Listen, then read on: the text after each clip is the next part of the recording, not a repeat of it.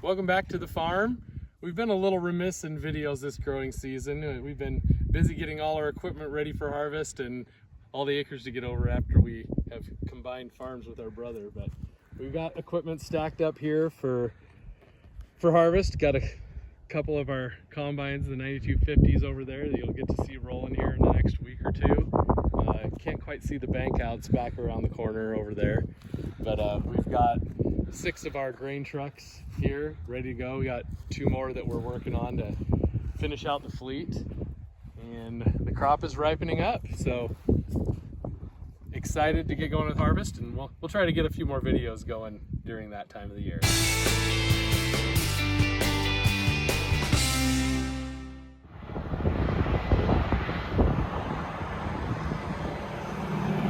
July 5th and harvest has begun. Just cutting this soft white winter wheat. We got both combines going here, and my brother's just unloading on the go with the 2023 9250 that's new to us this year. I'm driving our 2021 9250, which is the one our brother brought into the partnership, because we're all farming together now.